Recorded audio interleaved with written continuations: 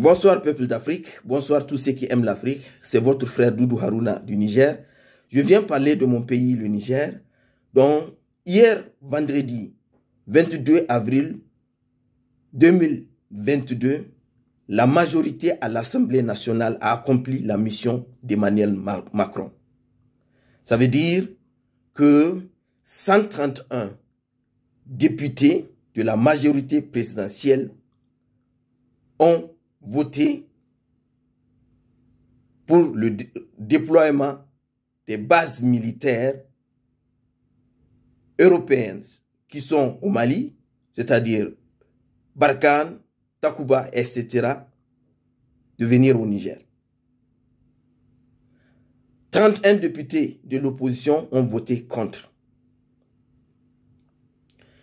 Je voudrais ici dire que nous avons fait des erreurs. Moi aussi, parce que au début, on disait, mais pourquoi ils n'ont pas passé à l'Assemblée, ils n'ont pas passé à l'Assemblée, ils ont juste décidé entre eux. Ah, c'était une piège. Parce que déjà, comme ces gens-là détenaient la majorité, donc nous savons tous comment ils sont venus au pouvoir. C'est clair et net, ce n'est pas un secret pour personne. Donc, comme ils détenaient, pour nous, c'est-à-dire cette erreur-là, c'est de nous livrer nous-mêmes à l'abattoir.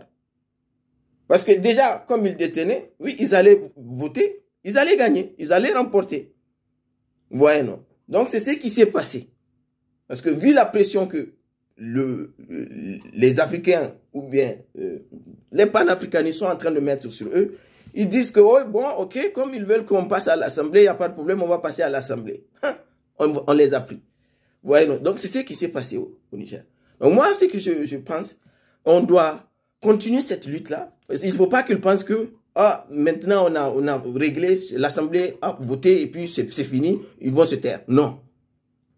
On sait que déjà, ce qui allait advenir, et que la façon dont ils sont venus au pouvoir, on va dire que, bon, ok, maintenant, nous voulons un référendum. Oui, il faudrait qu'il y ait un référendum transparent où les Nigériens vont suivre les urnes 24 sur 24.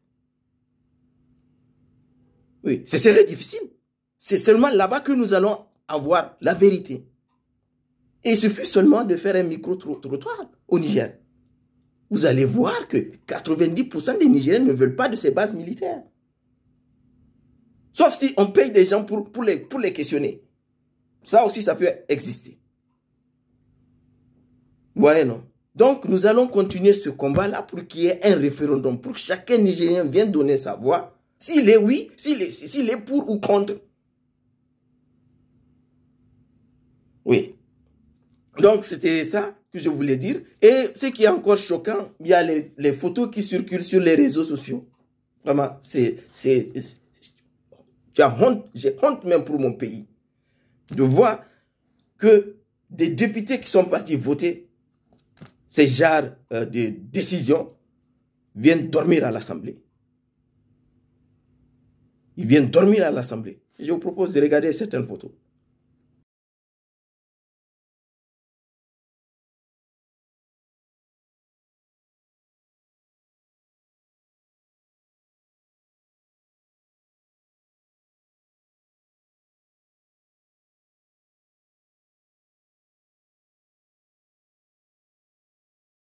Quand on regarde des choses comme ça, on sait que la jeunesse nigérienne a beaucoup de boulot.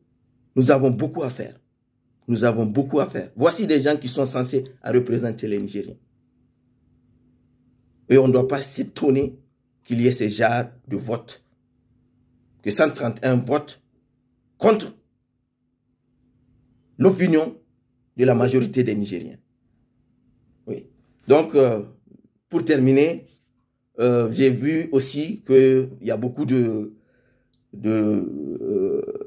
Nigériens qui sont surpris ces derniers jours de Ibrahim Yakuba de Kishinkasa qui a quitté l'opposition pour rejoindre la majorité présidentielle.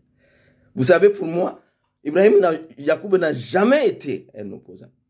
Il n'a jamais été un opposant. C'est quelqu'un, c'est quand on le chasse de la majorité présidentielle qu'il devient opposant. Il faut bien remarquer ça. On le chasse. Il dit maintenant je suis opposé. Oui. Ils savent que il suffit seulement de lui tendre la main, il va venir. Vous voyez, non? Donc maintenant il est retourné. Moi, ce n'était pas une surprise pour moi. Ça, jamais. Vous voyez, non? Donc, sont ce genre de personnes qui sont là dans la politique, c'est juste pour leurs propres intérêts. Pas plus, pas moins. Malheureusement, on a vu même ces militants démissionner. Des militants surpris d'entendre qu'il a pris cette décision de rejoindre la majorité sur les réseaux sociaux. Tes propres militants. Et entendent des choses comme ça sur les réseaux sociaux. C'est-à-dire aucun respect. Et je trouve ça très bien que ces militants, la France, la Belgique, ils ont pris leurs responsabilités. C'est comme ça que ça doit se passer. Oui. Donc, vraiment, c'est mon message que je voudrais aujourd'hui vous passer pour encore redire que nous, toute la jeunesse africaine, nous avons beaucoup à faire.